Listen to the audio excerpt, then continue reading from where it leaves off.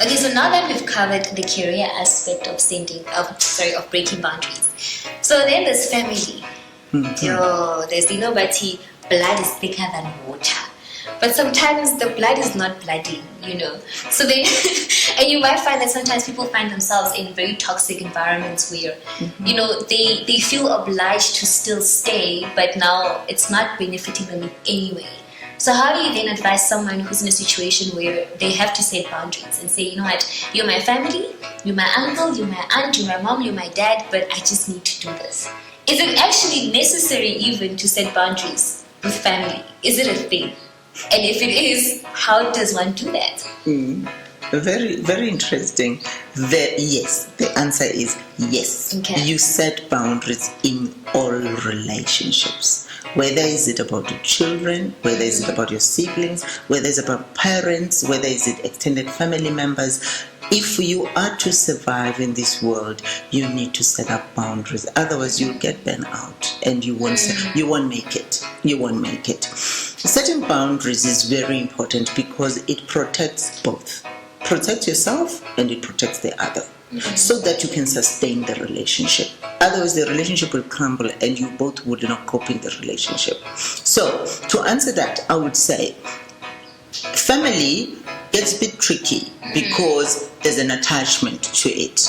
And remember, as human beings, we are social beings. We identify with family. And in certain cultures, being aligned with a family group makes you to have more self-worth. So for you to value who you are, you must be aligned with a certain family, a certain clan, a certain group, you understand? So we cannot dispute that. We are who we are. We are Africans, and by nature, we therefore enjoy the societal or the community warmth that we get in support. Therefore now, once you've realized the importance of that, you need to find a way on how to maintain this communal living with the others. Communal living with others can be made better by boundaries. Again, it goes back to the same scenario with work. Even at home, when you set up boundaries and your boundaries are well set, you're not going to be popular with everybody. Yeah. You are not going to be popular with everybody. Even your own children, for that matter. There will be times when they feel like, this woman is too much, and they will rebel here and there. But you stay firm on the cause because you know why you're doing what you're doing. And eventually you see the results in the long term. You also need patience to build on certain things, because if you don't have the patience to build and you easily give in on the way because things are getting a bit tougher, then you are not going to get to the ultimate end.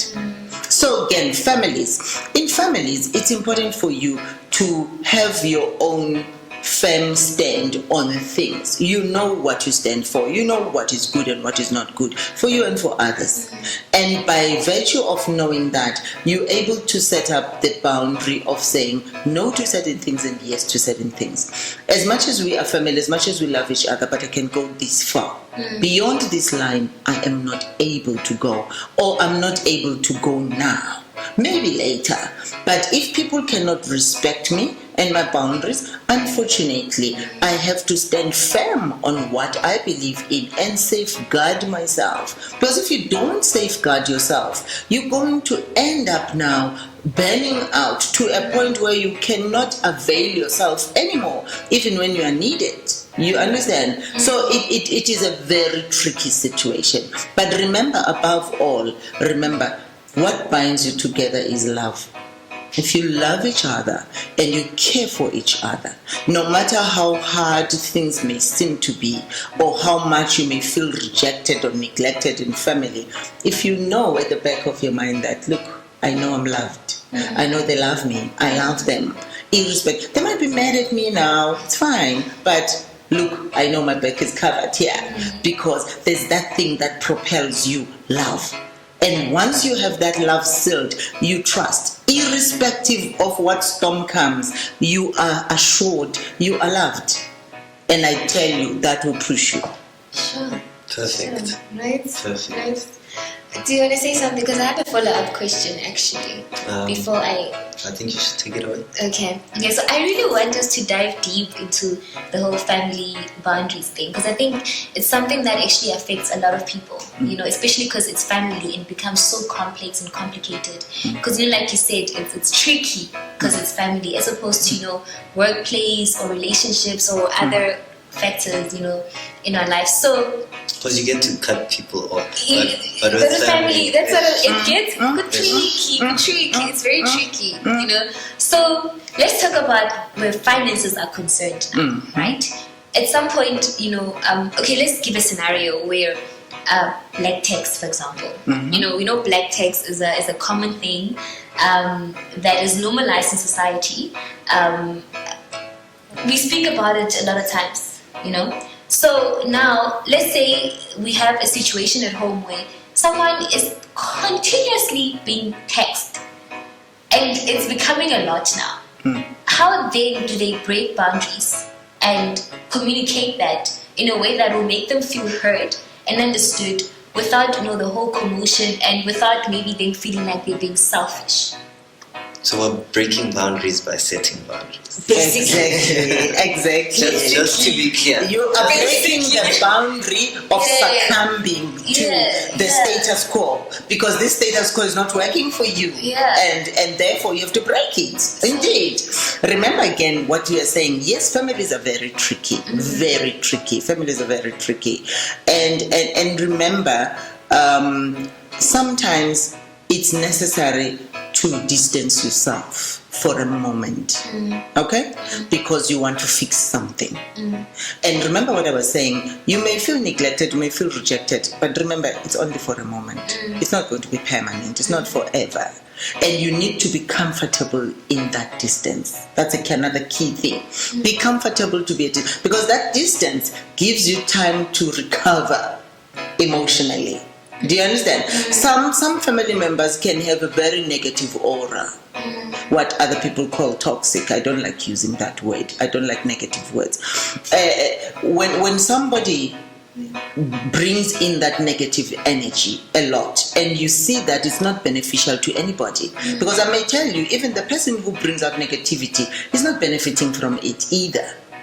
Therefore, now when you are the one on the upper level, that is, who's aware of what is happening, then you need to be able to set up the stage and say, this level of interaction is not beneficial for us, it's not good. Therefore, I would prefer to distance myself for a moment so that I recover. When I come back, maybe also the other party would be different and I would feel differently. And then we can have a mutually beneficial relationship at that moment. Now, coming to the issue of black tax.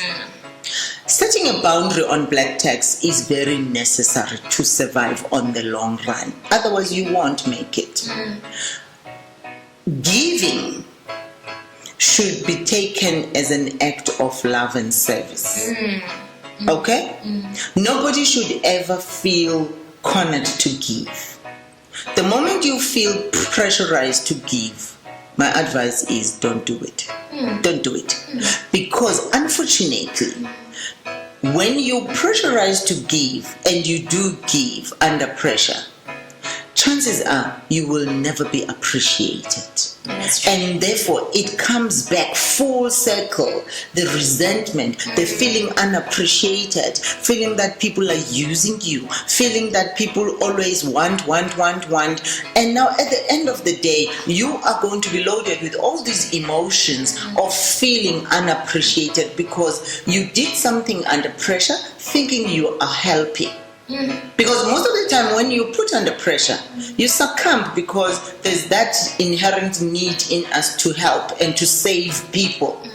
You're not a savior. You're not here to change people's lives, but you are here to make a difference by supporting and being compassionate to those that need, if you can. And never ever find yourself giving what you don't have. Because that's where resentment comes from. If you give what you don't have, because it takes so much to give what you don't have, you go and dig deeper and compromise and sacrifice and then you give. And the spirit that you give in let me tell you, will never match the spirit that you received. Yeah, that's true. And when now you start acknowledging or realizing that, you will be so upset with yourself, with the world, and with the other. Because you feel like I'm being used, I'm not appreciated, I've done all and I've given all of me, and yet people don't. And when you give because you can, and when you have, and when you feel like giving, it leaves such a good feeling in you, more than the other. Even when they say thank you, you're okay. You're okay. There's no expectations. No, you are so okay because to you it's a free flow. You would do it even if you don't get feedback. You would do it even if there's no thank you about it. You continue doing it and you don't get resentful and you don't even grudge. Even tomorrow you will still give because it feels okay to do it. Yeah, that's powerful. Sure. Love it, love it, love it, love it. I think the last one from my side is in terms of breaking boundaries in relationships now. A lot of the times there's an idea of how a relationship should be. The first one being that everybody needs to know and hear about it. Another one being that if you're not spending every day or every minute or every day and every minute texting, then connect off. Or another example, I don't know if you have one. No, so Like the man being a provider. Yes, Oh, yes, a that's provider, actually a good one, doing everything, every day, can I please have lunch, or I need 1, 2, 3. There's a lot of examples that we can use from both genders and just in society in general. I feel like especially for our generation, a lot of it is on Instagram or social media. So it's kind of like we internalize how it should be. Like as a male you should better the woman. As a woman you always need to kind of be the submissive one in the relationship, and I'm lucky to experience different kinds of relationships and love, but then I'm kind of stuck in the middle as to am I supposed to be in the Instagram love, or am I supposed to be the real love, real life setting? But we don't know anymore, because real life is now it's there on Instagram. It's fake life, real life. I don't know. The boundaries are crossed now. They blurred. Shame, I pity you guys. Yes, relationships. Yeah, there's a lot. A lot. More so because there's a bigger world out there watching. Like at work, it's you and your colleagues. At home, it's you and your siblings and parents. Now, relationship is like, now the whole world is there. And yeah, I always say the most important thing in life for any person is first self. Being you is the most important recipe or requirement in the stew of your life. Once you put yourself in the center, understand the you that you are. What makes you to be you? What is important to you? What makes you tick? What makes you jump? Once you understand those, then even in seeking the other, that is the companion, because you know self, you will seek that which complements the self.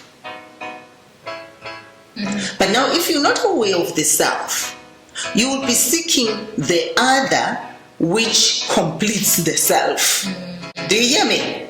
Complementing the self and completing the self are two different things. You can't be looking for relationships to mend your broken parts. A relationship should be complementing your life mission. What is this life all about? Do you understand the cause? Our causes, are they aligned? They don't have to be the same. Are they aligned? Can we gel? Can we dance together in this life thing? If you are able to do the dance together, then at least you are halfway there. It sounds like a big part of it, involves values, alignment in values. You've got it. Yeah. You've nailed it. Values, principles are the most important in setting up any mission in life. If your values are aligned, if your principles are understood and shared, then you are able to negotiate and communicate about anything that is put on the table. If you come up with a proposal and somebody doesn't see it the way you want it, there's a platform to discuss it and convince the other. And because you are in the dance, you give, you take, you give, you take.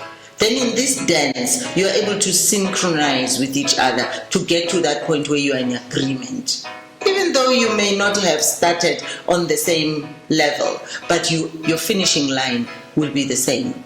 Do you understand? So now, breaking boundaries is about how do you shut up the noise of the outside world who will tell you this is the norm.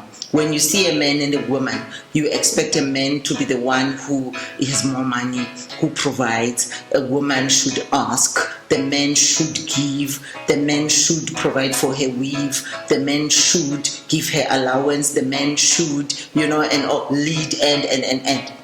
Sometimes in your dance, because you understand your dance more than the outside world, you might. It's okay to understand that at the background there's culture, there are values, there's where we come from. We cannot dispute that because we live in a society. But now the trick is, how do you merge the culture, the values of the background with your culture and your values as a today's being? And that's where it gets tricky. You live with people within a society, in a cultured society. One way or the other, you have to give something to get something out of that context. You cannot live in total disregard of who you are. Otherwise, things are not going to go well.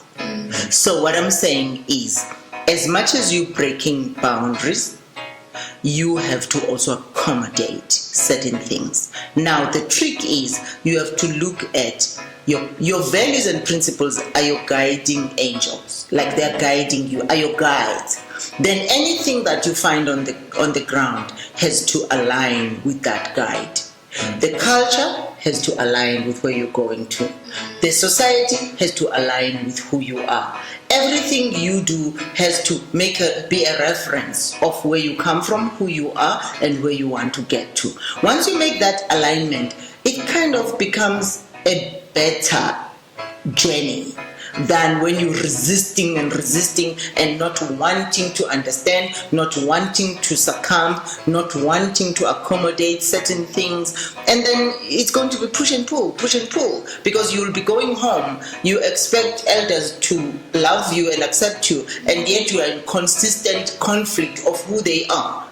And then it becomes a problem. Sometimes you just have to give in to certain things. For instance, one can say, I go home, and whenever I go home, I find them performing some cultural rituals which I don't believe in. You may not believe in because of your own choices now as an adult, but that's where you came from, and that's what has been done all your life. And now when you go home, to create the harmony, sometimes you might find that you have to be accommodative of certain things. You will have boundaries to choose how far do you go. But that doesn't mean you totally disregard certain things. And with due respect, you'll be able to accommodate such. If you feel that you cannot accommodate or you don't want to be part of it, then you will have a gentle way of excusing yourself. But remember also, you cannot always excuse yourself and always be absent, because you will be seen as not wanting to support or be part of whatever. So one has to navigate their way on how to. It's the dance. I like It's the that dance. analogy. It's the dance. Yeah. Be flexible in that. Remember, you can never dance if you're not flexible. The difference between a person who's a good dancer and a person who's a bad dancer is flexibility. If you are flexible, you move. You move with the flow. But if you're rigid, the flow will push you and you fall. Yeah, That was a lot.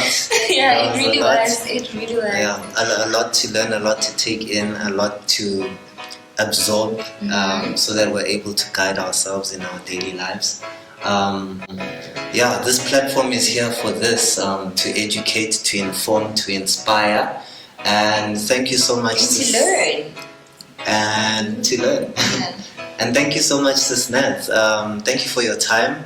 Thank you for the wealth of knowledge you were able to share with us today. Sure. I hope you guys are ready. Yeah, no. I hope you're ready. We have content for days. Any last words, before we wrap this up, that you'd like to maybe give to us freely? Freely, yes.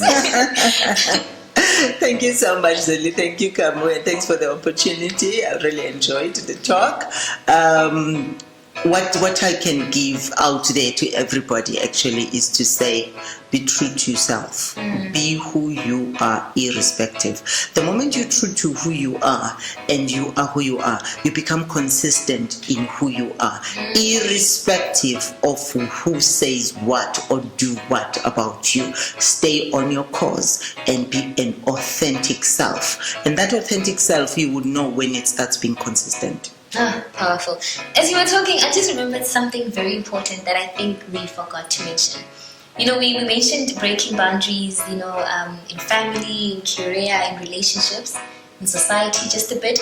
But how would you say breaking boundaries helps, with mental health? Because that's very important. At the end of the day, we are a mental health podcast, and it's very important that we also highlight, the effects or the impact that setting boundaries might have on our mental health. So, yes. Yeah, thanks, Kama. Actually, in all that we've talked about, underlying all that is mental well-being. Yeah, when you set up boundaries or breaking boundaries, you are actually in a mission to stabilize your mental well-being.